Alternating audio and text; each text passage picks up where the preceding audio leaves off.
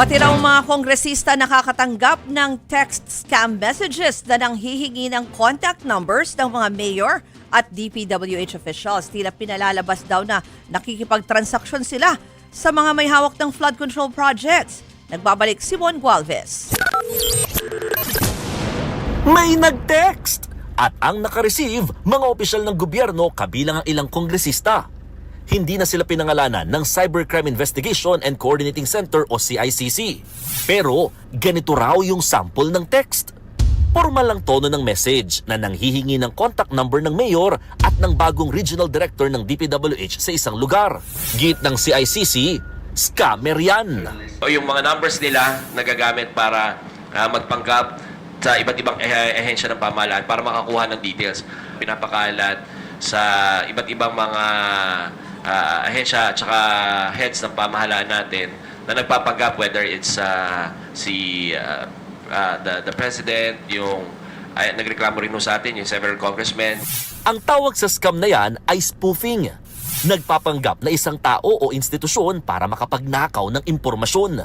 Kabado naman ang mga nakatanggap ng message dahil baka raw sila madamay sa kontrobersyal na flood control scandal. Yung manner ng mga text is parang nakikipag-transaction sa mga government officials regarding the flood control scandal. So, iniisip namin baka magamit siya as parang ebidensya para i-frame or ipahamak yung mga government officials natin. Kahit wala naman silang, hindi nila kilala kung sino yung kausap nila. Nangyayari ang text scam sa messaging app na Signal. May security feature naman daw ito pero pwede kasing i-edit ang username at gawing numero ng politiko. Nakatago yung number credential. Ibig sabihin, hindi namin makuha kaagad yung numbers unless we talk to the application provider itself, si Signal mismo. Nakikipag-ugnayan ng CICC sa Signal app na nasa Amerika ang opisina. Babala pa ng mga otoridad maging mapanuri sa mga matatanggap na mensahe. Maiging magduda raw lalo na kapag humihingi na ng impormasyon.